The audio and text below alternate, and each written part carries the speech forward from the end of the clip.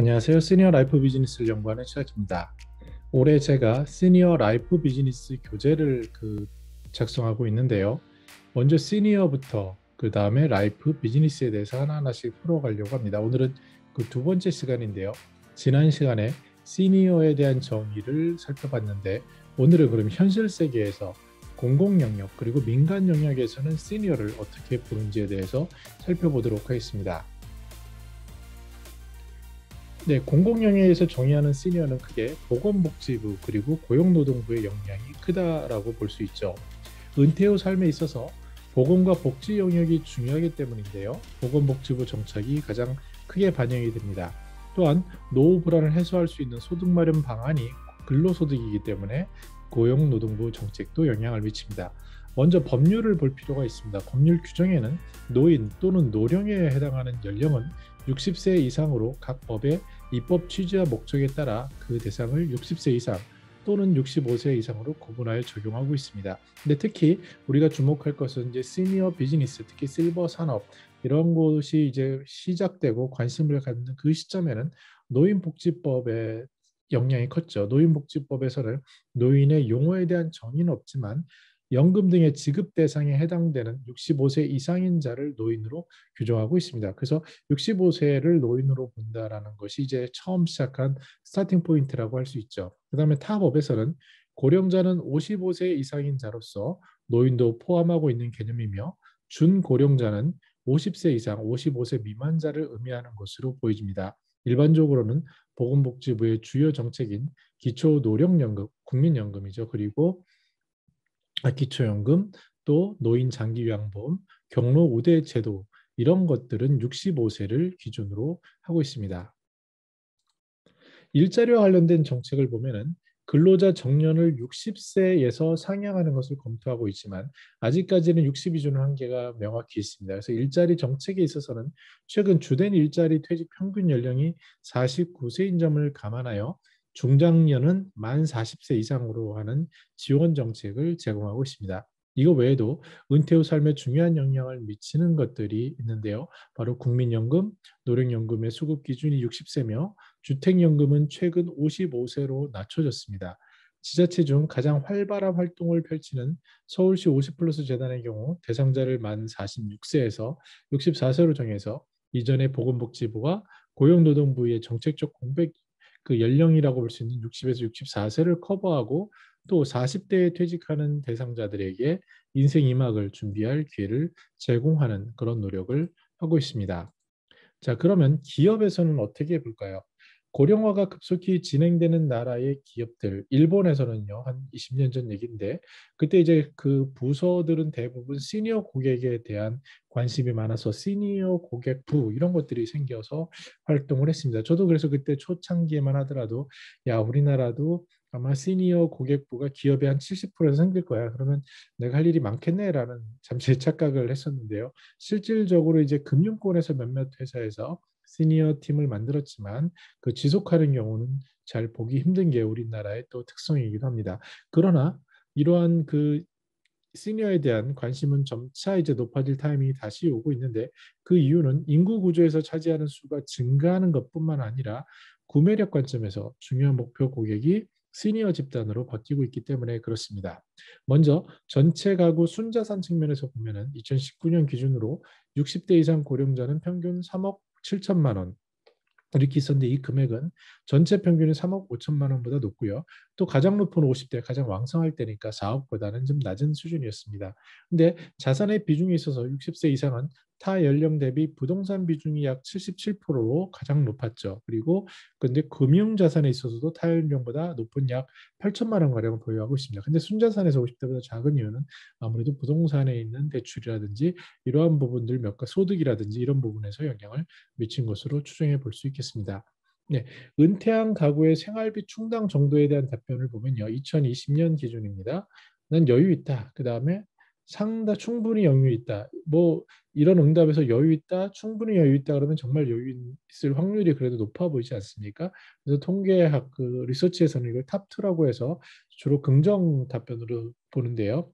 그 비중은 8.7% 정도입니다. 그러니까 우리가 안전하게 얘기해서 9% 정도, 약 10% 시니어 10분 중 한 분은 그렇게 뭐 비용 가지고 고민하지 않겠구나라고 볼 수 있고요. 근데 좀 더 구체적으로 이제 가구소득 구간으로 구분을 해보면 연간 소득이 약 7천만 원이다 그러면은 뭐 나쁘지 않습니까? 그러면은 나쁘지 않지 않습니까? 그러면 이 비중이 60대 이상 전체의 15.5%입니다. 그리고 이를 만약에 5천만 원 정도, 5천만 원이면은 월 그 계산을 해보시면 뭐 4, 500 정도 이렇게 될 것 같은데요. 그 정도라고 하더라도 우리가 생각하는 노후 자금 2인 기준으로 300만 원 미만이기 때문에 좀 여유가 있어 보이죠. 이렇게 하면은 약 26% 정도가 해당이 됩니다. 그래서 보수적으로 봤을 때 약 9에서 26% 이런 분들은 소비에는 큰 문제가 없을 수도 있겠다. 오히려 타 연령과 대비해 봐서도 부족함이 없겠다라고 생각할 수 있습니다. 구체적으로 그럼 소비 행태를 살펴보면요. 소비 지출 비중이 가장 높은 곳은 당연히 시니어는 식료품이 21%, 주거, 수도, 광열, 즉 집에 살면서 생각하는 생기는 것들이죠. 그게 16%, 그리고 보건, 나이가 들면서 병원을 자주 가야 됩니다. 약을 많이 타 드시고요. 아무리 보험이 잘 돼 있더라도 지출 비용이 굉장히 높죠. 그래서 14%, 또 교통 11%, 음식 숙박 11%의 순서를 보입니다. 타 연령과 비교한 소비 생활 중요도 인식에서는 뭐가 중요하냐 여기에 대해서는 식품, 외식, 그리고 병원 의료가 눈에 띄게 중요한 것을 우리는 알 수 있습니다. 한국소비자원에서요, 고령자 상담 기록을 조사해 봤더니요, 어떤 상담이 많았냐면 건강식품, 상조 서비스, 정수기 대여, 국외 여행, 이동전화 서비스, 헬스장, 투자자문 및 주식, 안마의자, 인터넷 정보 이용 서비스 등에 대한 문의가 많았습니다. 그만큼 그 이용 빈도가 높은 것을 우리가 반작용으로 볼 수 있고요. 또한 이제 하나금융에서 상대적으로 부자인 부자 이렇게 부자라고 얘기했을 때 금융자산 10억 원 이상을 얘기합니다. 그중에 고령자 60대 70대에 대한 지출 규모를 또 조사한 게 있습니다. 2018년 기준인데요. 그때 월 평균 지출 규모가 약 1,300만 원으로 상당히 높은 것으로 나타나고 있습니다. 그래서 아 정말로 그 부자들 자산들 중에 이런 분들은 약 1,300만 원을 쓸 수 있겠구나. 물론 젊은 직장인 그 괜찮은 직장 다니시는 분들이 이렇게 쓸 수도 있겠지만 은퇴자 기준으로 300만 원이 적정 그 소득 소비라고 지출이라고 봤을 때 굉장히 큰 비중이죠. 1,300만 원으로 월 평균이니까요. 이렇게 쓸 수 있는데 전년 대비는 또 10% 증가한 수치가 되고요. 향후 이런 분들이 어느 부분에 지출할 거냐 물어보니까 60대는 문화 레저, 의료비, 의약품비, 외식비 이렇게 답을 했고요. 지금 70대는 아무래도 이제 73세, 75세 되면은 이제 노화의 그 쇠퇴기가 발생을 하죠. 그래서 몸이 굉장히 많이 아프신 경우가 많은데 그래서 의료비, 의약품비가 가장 높았고 그래도 다음으로 문화 레저, 그 다음에 이제 가사 서비스 이런 것들이 들어가 있었습니다. 이것을 봤을 때 우리가 그러면 이 시니어들이 소비를 아예 안 하는 건 아니구나 이런 느낌을 가질 수 있죠. 물론 시니어가 쓰는 소비 영역은 이전과는 많이 다릅니다. 그러니까 젊었을 때는 자녀 교육 쪽이 아무래도 많겠고요. 근데 이제 전체적으로 봤을 때는 그래도 탑 한 20% 이런 분들은 쓸 수 있는 여력이 많이 있겠구나. 또 중간까지도 어느 정도 여력이 있겠구나라고 볼 수 있고요. 나아가서 액티브 시니어라는 것을 주목할 필요가 있습니다. 주로 이제 베이비 부모를 요새 주축으로 해서 고령자 그룹에 가세를 했는데 이분들은 그 이전 세대보다는 직장 생활을 탄탄하게 하신 분들이 좀 많이 있습니다. 그래서 신한카드 빅데이터 연구소 조사에 따르면요.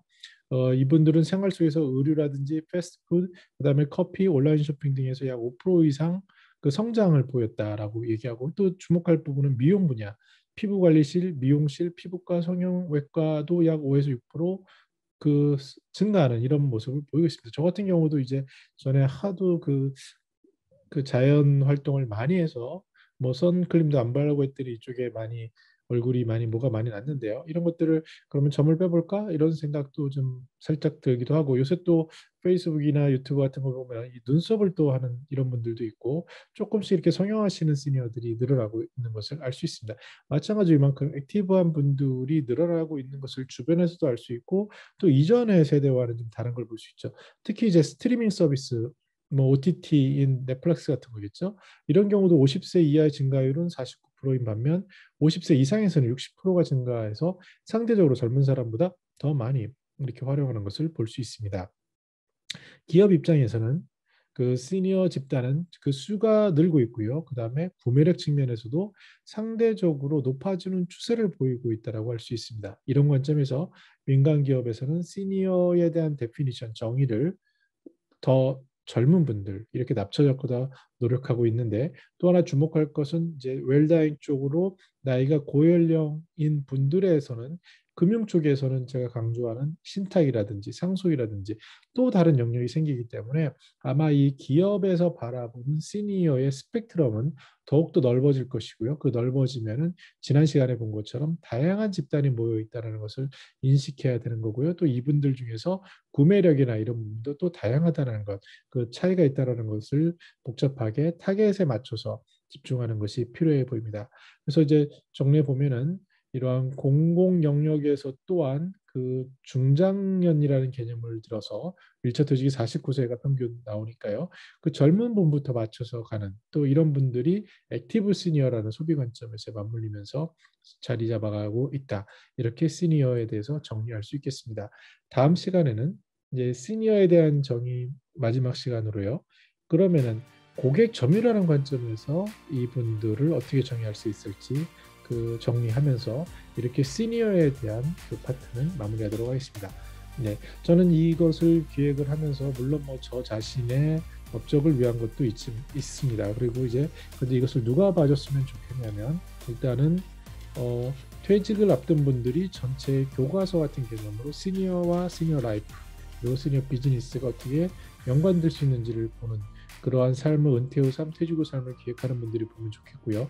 두 번째는 대학교에서 실제로 실버 산업 학과가 많이 있습니다. 그래서 여러 가지 과목들이 있지만 이것을 시니어 라이프 비즈니스라고 관점에서 어떻게 볼 수 있는지를 보면 좋겠다는 생각을 하고 끝으로는 제가 이제 문의가 자주 오는데 그 기업들의 신규 사업 개발 팀 입장에서 다시 한번 시니어를 타겟으로 한 비즈니스를 설계할 때 어떠한 기본적인 그 프로세스나 어떠한 접근이 필요한지를 전체를 이렇게 종합해 볼 수 있는 그런 교재 이런 기능을 해봤으면 좋겠다라는 소망을 가지고 있습니다. 그래서 지금 이제 두 번 찍었고요. 제가 쭉 그 진도가 나가면서 다시 영상을 찍고 보완하도록 하겠습니다. 그래서 혹시 이런 취지에 공감하시는 분들은 제게 뭐 제가 잘못된 부분은 지적을 주시고 코멘트 이런 것을 주시면 그 좋은 교재를 만드는데 큰 도움이 되겠습니다. 저는 더 나은 시니어 삶 공동체를 연구합니다. 감사합니다.